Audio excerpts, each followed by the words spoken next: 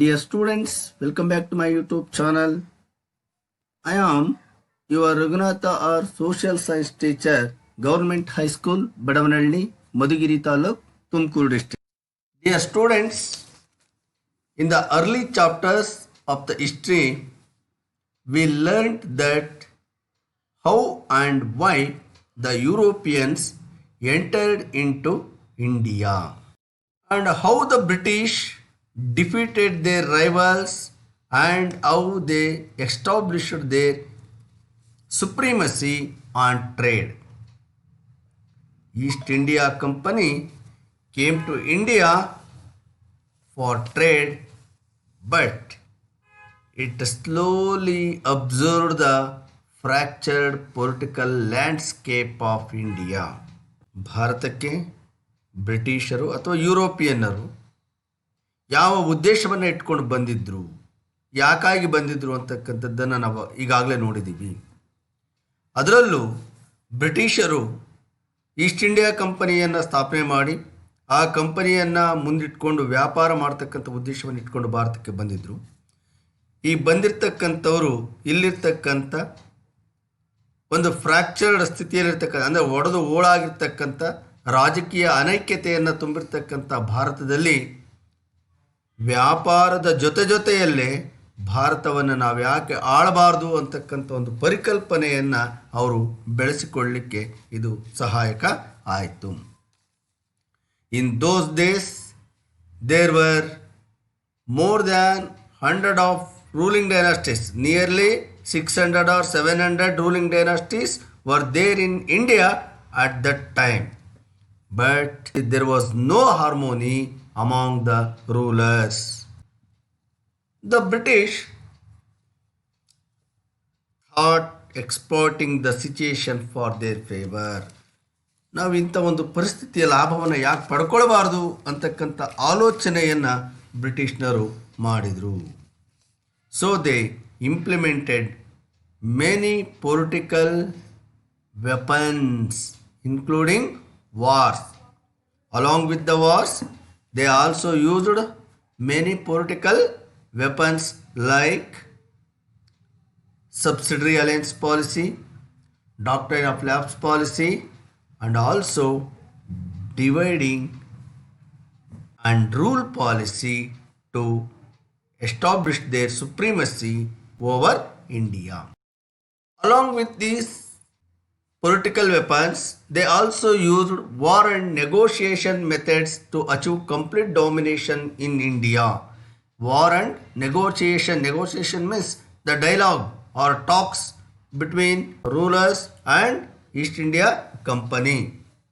So ಮಾತುಕತೆ ಮೂಲಕ ಅಥವಾ ಚರ್ಚೆ ಮೂಲಕ ಇವರು ಅನೇಕ ಪ್ರದೇಶಗಳನ್ನು ಸಹ ಕೈವಶ ಮಾಡಿಕೊಂಡಿದ್ದನ್ನು ನಾವು ಇಂದಿನ ಅಧ್ಯಾಯಗಳಲ್ಲಿ ಗಮನಿಸಿದ್ವಿ.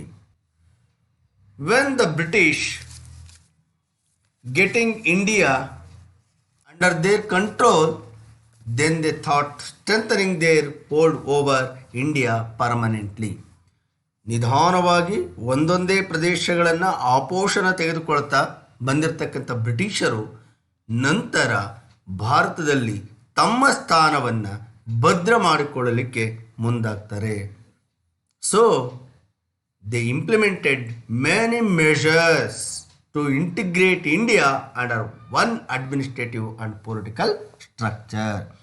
ಈ ನಿಟ್ಟಿನಲ್ಲಿ ಅವರು ಅನೇಕ ಒಂದು ಸುಧಾರಣಾ ಕ್ರಮಗಳನ್ನು ಜಾರಿಗೊಳಿಸೋದ್ರ ಮೂಲಕ ಭಾರತದಲ್ಲಿ ತಮ್ಮದೇ ಆಗಿರ್ತಕ್ಕಂಥ ಸ್ಥಾನವನ್ನು ಭದ್ರಪಡಿಸಿಕೊಳ್ಳೋದ್ರ ಜೊತೆಯಲ್ಲೇ ಆಡಳಿತಾತ್ಮಕ ಮತ್ತು ರಾಜಕೀಯ ಕ್ಷೇತ್ರಗಳಲ್ಲಿ ಮಹತ್ವಪೂರ್ಣವಾಗಿರ್ತಕ್ಕಂಥ ಬದಲಾವಣೆಗಳಿಗೆ ಅವರು ಮುನ್ನುಡಿಯನ್ನು ಬರೀತಾರೆ.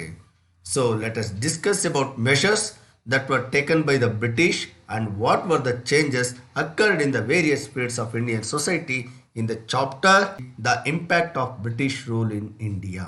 ಸೊ ಹಾಗಾದರೆ ಈ ಒಂದು ಬ್ರಿಟಿಷರು ತಂದಿರತಕ್ಕಂಥ ಸುಧಾರಣೆಗಳೇನು, ಆ ಸುಧಾರಣೆಗಳ ಪರಿಣಾಮವಾಗಿ ಭಾರತದ ಸಾಮಾಜಿಕ ಕ್ಷೇತ್ರದಲ್ಲಿ ಅಂದರೆ ಸಮಾಜದಲ್ಲಿ ವಿವಿಧ ಕ್ಷೇತ್ರಗಳಲ್ಲಿ ಉಂಟಾಗಿರ್ತಕ್ಕಂಥ ಬದಲಾವಣೆಗಳು ಏನು ಅಂತಕ್ಕಂಥದ್ದನ್ನು ಈ 3ನೇ ಅಧ್ಯಾಯ ಆಗಿರ್ತಕ್ಕಂಥ the impact of British rule, ಭಾರತದಲ್ಲಿ ಬ್ರಿಟಿಷ್ ಆಡಳಿತದ ಪರಿಣಾಮಗಳು ಅಂತಕ್ಕಂಥದ್ರ ಬಗ್ಗೆ ಚರ್ಚೆಯನ್ನು ಮಾಡೋಣ. Dear students, In this chapter, we learn administrative and judicial system, land tax policies of the British, modern education system of the British, and acts during the British rule. Dear students, now we are going to study about measures taken by the British in the administrative and judicial sectors. The British established their supremacy over India through the various cunning plans and wars. After the establishment of their empire, they thought integrate the whole India under one administrative and political structure. Dear students, the British established their supremacy over India through the war and political weapons or cunning plans. ಅಂದರೆ ಕುತಂತ್ರಗಳ ಮೂಲಕ ಯುದ್ಧಗಳ ಮೂಲಕ ಅವರು ಅನೇಕ ಭೂಪ್ರದೇಶಗಳನ್ನು ವಶಪಡಿಸಿಕೊಳ್ಳೋದ್ರ ಮೂಲಕ ಭಾರತದಲ್ಲಿ ಸಾಮ್ರಾಜ್ಯವನ್ನು ಸ್ಥಾಪನೆ ಮಾಡಿದರು. After the establishment of their empire they thought to integrate the whole India under one administrative and political structure. ಒಂದೇ ಆಡಳಿತಾತ್ಮಕ ಸರ್ಕಾರದ ಅಡಿಯಲ್ಲಿ ಯಾಕೆ ತರಬಾರ್ದು ಅಂತಕ್ಕಂಥ ಆಲೋಚನೆಯನ್ನು ಬ್ರಿಟಿಷರು ಮಾಡೋಕ್ಕೆ ಶುರು ಮಾಡಿದಾಗ ಅವರು ಆಡಳಿತ ಮತ್ತು ಈ ಒಂದು ನ್ಯಾಯಾಂಗ ಕ್ಷೇತ್ರದಲ್ಲಿ ಮಹತ್ವಪೂರ್ಣವಾಗಿರ್ತಕ್ಕಂಥ ಸುಧಾರಣೆಯನ್ನು ತರಲಿಕ್ಕೆ ಮುಂದಾಗ್ತಾರೆ. So the British East India company implemented various administrative experiments. So the British East India Company implemented various administrative experiments under civil services and judicial system. When the British thought to integrate the whole India under one administrative and political structure, then British East India Company implemented various administrative measures in the field of civil services and judicial sector. Now, what were the measures taken by the British in the field of civil services? Dear students, for the first time in India, the British introduced the administration of civil services. Dear children, do you know who introduced the civil services in India? Yes, your answer is correct. For the first time, Lord Cornwallis introduced the administration of civil services. ಭಾರತದಲ್ಲಿ ನಾಗರಿಕ ಸೇವೆ ಅಂತಕ್ಕಂಥದ್ದನ್ನು ಪರಿಚಯ ಮಾಡಿಸಿರ್ತಕ್ಕಂಥವರು ಬ್ರಿಟಿಷರೇ. ಅದರಲ್ಲೂ ಈ ನಾಗರಿಕ ಸೇವೆಗಳನ್ನು ಮೊಟ್ಟ ಮೊದಲ ಬಾರಿಗೆ ಜಾರಿಗೊಳಿಸಿರ್ತಕ್ಕಂಥ ಕೀರ್ತಿ ಲಾರ್ಡ್ ಕಾರ್ನ್ವಾಲಿಸ್ ಅವರಿಗೆ ಸಲ್ಲುತ್ತೆ. Lord Cornwallis introduced administration of civil services in India for the first time. When East India Company entered to India for trade, from those days it appointed employees for the purpose of trade, and also it provided permission for private workers to trade. ಇವರು East India company ತಾನು ಭಾರತಕ್ಕೆ ಬಂದಂದಿನಿಂದಲೂ ಸಹ ವ್ಯಾಪಾರವನ್ನು ಮಾಡಲಿಕ್ಕೆ ನೌಕರರನ್ನು ಅಥವಾ ವರ್ತಕರನ್ನು ಅದು ನೇಮಕಾತಿ ಮಾಡಿಕೊಳ್ತಾ ಇತ್ತು. ಜೊತೆಗೆ ತನ್ನಲ್ಲಿ ಕೆಲಸ ಮಾಡ್ತಕ್ಕಂಥ ನೌಕರರು ಖಾಸಗಿಯಾಗಿಯೂ ಅವರು ವ್ಯಾಪಾರವನ್ನು ಮಾಡ್ಕೊಳ್ಬೋದಾಗಿತ್ತು. ಕಂಪನಿಯ ಪರವಾಗಿ ವ್ಯಾಪಾರವನ್ನು ಮಾಡಬೇಕಾಯಿತು. ಅಂತೆಯೇ ಅವರು ತಮ್ಮ ಖಾಸಗಿಯಾಗಿಯೂ ವ್ಯಾಪಾರವನ್ನು ಮಾಡಿಕೊಳ್ಳಲಿಕ್ಕೆ ಈಸ್ಟ್ ಇಂಡಿಯಾ ಕಂಪನಿ ಪರ್ಮಿಷನ್ ಅನುಮತಿಯನ್ನು ಕೊಟ್ಟಿತ್ತು. But the employees misused this opportunity. Here, the mistake of East India Company. The East India Company appointed employees for the purpose of trade. And also, it provided permission for private trade for workers.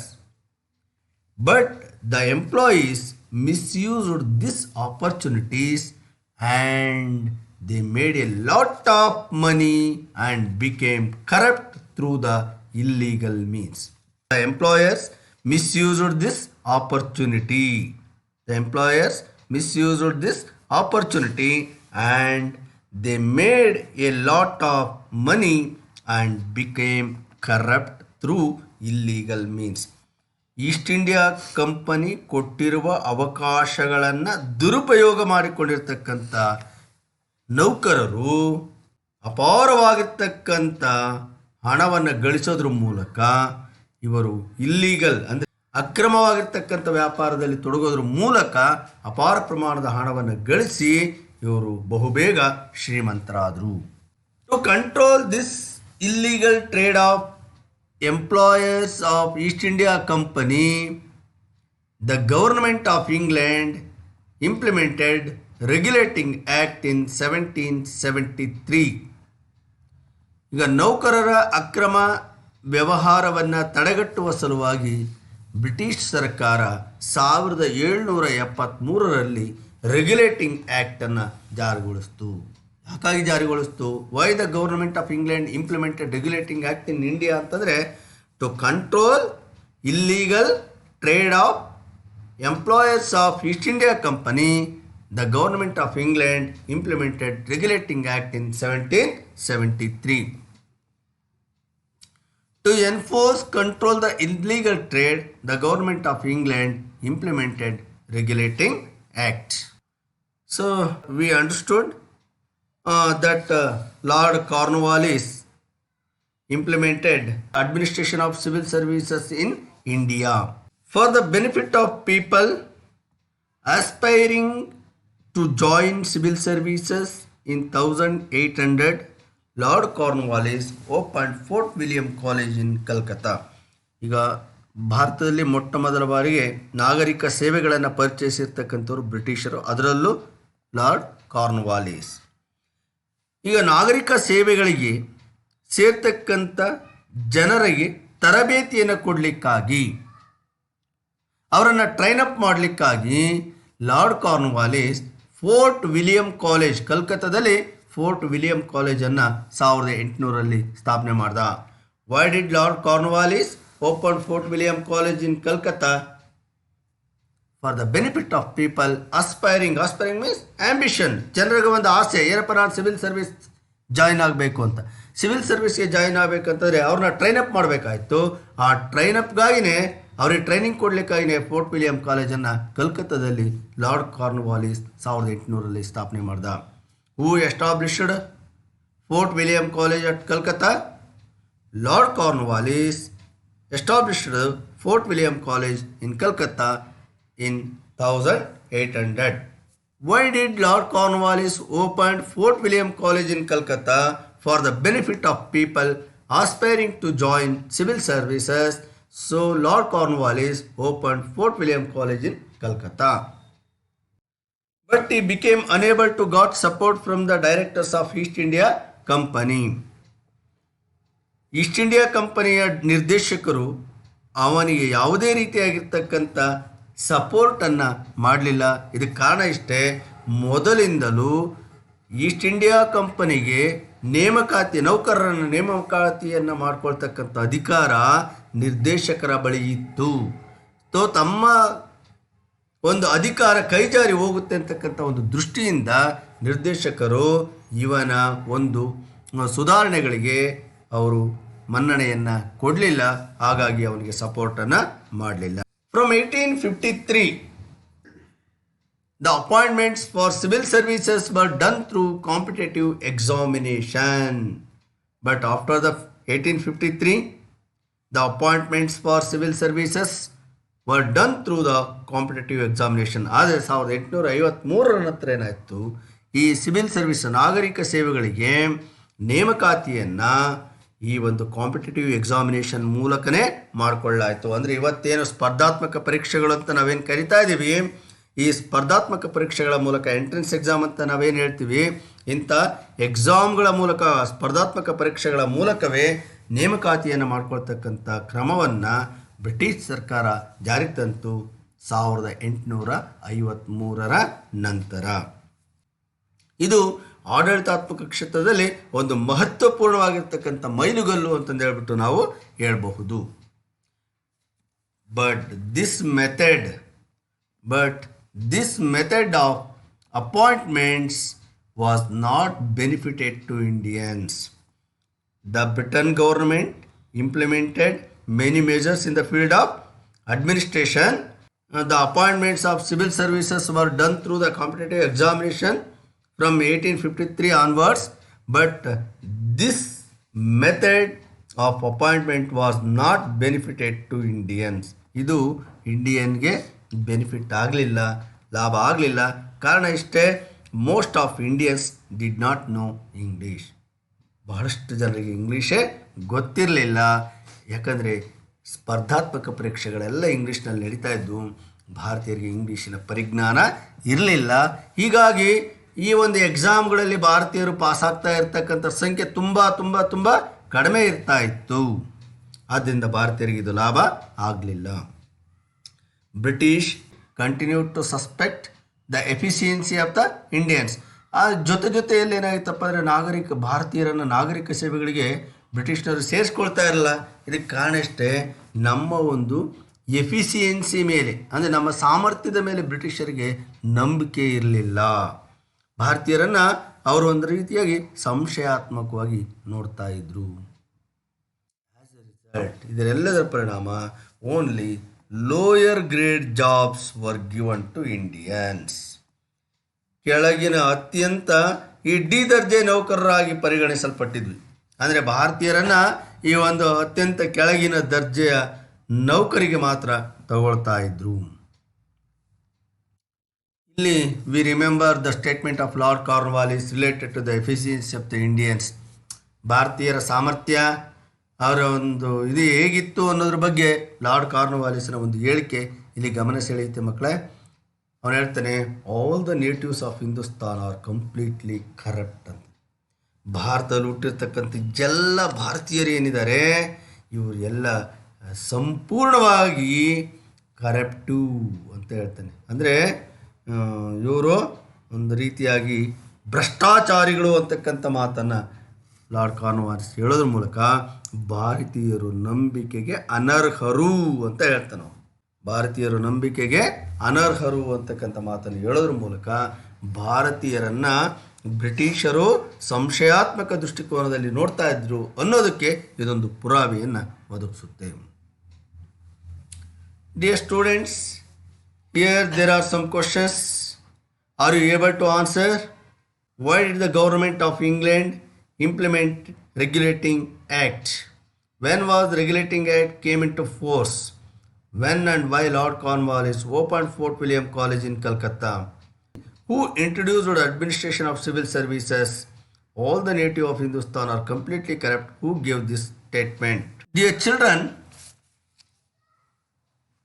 now I am going to explain about the measures that taken by the British in the field of judicial sector. After the Battle of Buxar, the British introduced dual administration in Bengal region. This is also called dual governance.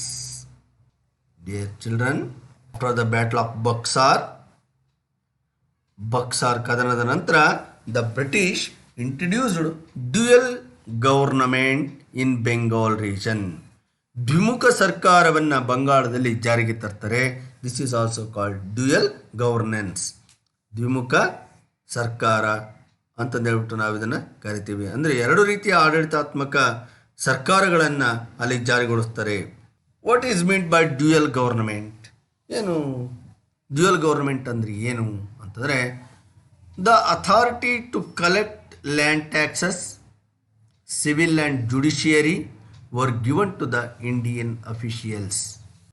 The authority to collect land taxes, civil and judiciary were given to the Indian officials. ನೋಡಿಲಿ, ಭೂಕಂದಾಯ ಸಂಗ್ರಹಣೆ ಮಾಡ್ತಕ್ಕಂಥದ್ದು, civil ಮತ್ತು judiciary ನಾಗರಿಕ ಮತ್ತು ನ್ಯಾಯಾಂಗದ ಕೆಲಸಗಳನ್ನು ನೋಡ್ಕೊಳ್ತಕ್ಕಂಥ ಹೊಣೆಗಾರಿಕೆಯನ್ನು ಭಾರತೀಯ ಅಧಿಕಾರಿಗಳಿಗೆ ಕೊಡಲಾಗಿತ್ತು.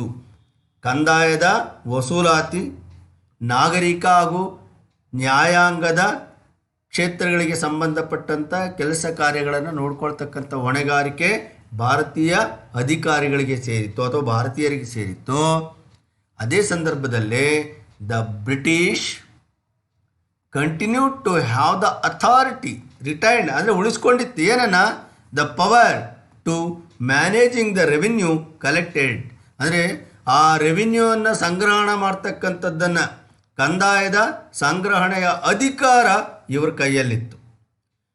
ವಸೂಲಿ ಮಾಡಿಕೊಡ್ಬೇಕಾಯ್ತು, ಬಟ್ ಎಷ್ಟು ವಸೂಲಿ ಮಾಡಬೇಕು, ಹೇಗೆ ವಸೂಲಿ ಮಾಡಬೇಕು, ವಸೂಲಿ ಮಾಡಿರ್ತಕ್ಕಂಥದ್ದನ್ನು ಬ್ರಿಟಿಷ್ ಸರ್ಕಾರಕ್ಕೆ ಹೇಗೆ ಸಲ್ಲಿಸಬೇಕು ಅಂತಕ್ಕಂಥ ನೀತಿ ನಿರೂಪಣೆಯನ್ನು ಮಾರ್ಗದರ್ಶನವನ್ನು ಮಾಡ್ತಕ್ಕಂಥ ಅಧಿಕಾರವನ್ನು ಬ್ರಿಟಿಷರು ಉಳಿಸ್ಕೊಂಡಿದ್ರು. ಕಂದಾಯದ ನೇರ ಒಂದು ಜವಾಬ್ದಾರಿ ಬ್ರಿಟಿಷರಿಗೆ ಸೇರಿದರೆ ಆಡಳಿತಾತ್ಮಕ ಮತ್ತು ನ್ಯಾಯಾಂಗದ ಕರ್ತವ್ಯಗಳು ಮಾತ್ರ ಭಾರತೀಯರಿಗೆ ಸೇರಿದ್ವು. ಇದನ್ನೇ ನಾವು ಡ್ಯುಯಲ್ ಗೌರ್ಮೆಂಟ್ ಅಥವಾ ದ್ವಿಮುಖ ಸರ್ಕಾರ ಅಂತ ಹೇಳ್ಬಿಟ್ಟು ಕರಿತೀವಿ. Robert Clive introduced dual government in Bengal region.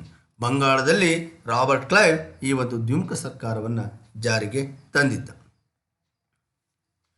After the implementation of dual government, the government thought to bringing centralised judicial system in India. ನೋಡಿ, ಭಾರತದಲ್ಲಿ ಒಂದು ಫ್ರ್ಯಾಕ್ಚರ್ಡ್ ಪೊಲಿಟಿಕಲ್ ಲ್ಯಾಂಡ್ಸ್ಕೇಪ್ ಅಂತ ಹೇಳಿದ್ವಿ. ಅಂದರೆ ಭಾರತದಲ್ಲಿ ಅನೈಕ್ಯತೆ ಇತ್ತು. ಸಾವಿರಾರು ಸಂಸ್ಥಾನಗಳಿದ್ವು. ಈ ಸಂಸ್ಥಾನಗಳಿಗೆ ಒಂದೊಂದು ರೀತಿಯಾಗಿರ್ತಕ್ಕಂಥ ಕಾನೂನಿನ ವ್ಯವಸ್ಥೆ ಇತ್ತು. ಈಗ ಭಾರತದಲ್ಲಿ ಬ್ರಿಟಿಷರು ಭದ್ರವಾಗಿ ತಳ ಊರಿದ ನಂತರ ಏನಾಯಿತು, they thought to bringing centralised judicial system ಅಂದರೆ ಕೇಂದ್ರೀಕೃತವಾಗಿರ್ತಕ್ಕಂಥ ನ್ಯಾಯಾಂಗ ಪದ್ಧತಿಯನ್ನು ಜಾರಿಗೆ ತರಲಿಕ್ಕೆ ಅವರು ಮುಂದಾಗ್ತಾರೆ. ಸೊ ಈ ನಿಟ್ಟಿನಲ್ಲಿ lord Warren Hastings established 2 types of court in each district. ಪ್ರತಿ ಜಿಲ್ಲೆಯಲ್ಲಿ ಇವನು 2 ರೀತಿಯಾಗಿರ್ತಕ್ಕಂಥ ಕೋರ್ಟ್ಗಳನ್ನು ಇವನು ಜಾರಿಗೆ ತಂದ. ಯಾವ್ಯಾವಪ್ಪ ಅವು? ಎ ದಿವಾನಿ ಅದಾಲತ್ ಅಂದರೆ civil court. Lord Warren Hastings established 2 types of court in every district. Among them, one is a Diwani Adalat. Diwani Adalat means civil court. Second one is a Fauzdari Adalat, means criminal court. Lord Warren Hastings established 2 types of court in every district. They were a Diwani Adalat means civil court, a Fauzdari Adalat means criminal court. In the Diwani Adalat, in the civil court, Hindus were dispensed justice as per Hindu scriptures. ಮಕ್ಕಳೇ ನೆನಪಿರಲಿ, civil ಕೋರ್ಟ್ಗಳಲ್ಲಿ ಜಡ್ಜ್ಮೆಂಟನ್ನು ಕೊಡ್ತಕ್ಕಂಥ ಅಧಿಕಾರ ಯಾರಿಗಿತ್ತಪ್ಪ ಅಂದರೆ ಹಿಂದೂ ಪಂಡಿತರಿಗಿತ್ತು. They appointed Hindus for dispensed justice according to Hindu scriptures. ಅಂದರೆ ಹಿಂದೂ ಧರ್ಮಗ್ರಂಥಗಳಿಗೆ ಅನುಸಾರವಾಗಿ ಹಿಂದೂ ಪಂಡಿತರು ಸಿವಿಲ್ ನ್ಯಾಯಾಲಯಗಳಲ್ಲಿ ತೀರ್ಪನ್ನು ಕೊಡ್ತಾ ಇದ್ರು. In the same manner, in the Fauzdari Adalat, the Muslims were dispensed justice as per Shariat. In the criminal court, the Muslims were giving justice as per Shariat law. ಶರಿಯತ್ ಕಾನೂನುಗಳಿಗೆ ಅನುಸಾರವಾಗಿ ಕ್ರಿಮಿನಲ್ ಕೋರ್ಟ್ಗಳಲ್ಲಿ ಮುಸ್ಲಿಮರು ತೀರ್ಪನ್ನು ಕೊಡ್ತಾ ಇದ್ರು. Later on the British introduced the British legal procedures in the criminal court. ನಂತರದ ದಿನಗಳಲ್ಲಿ the government of British introduce the British legal procedures. ಬ್ರಿಟಿಷರ ಕಾನೂನಿನ ನಿಯಮಾವಳಿಗಳನ್ನು ಕ್ರಿಮಿನಲ್ ಕೋರ್ಟ್ಗಳಲ್ಲಿ ಅಂದರೆ ಅಪರಾಧ ನ್ಯಾಯಾಲಯಗಳಲ್ಲಿ ಜಾರಿಗೆ ತಂದರು. Slowly the civil courts came under the administration of European officials.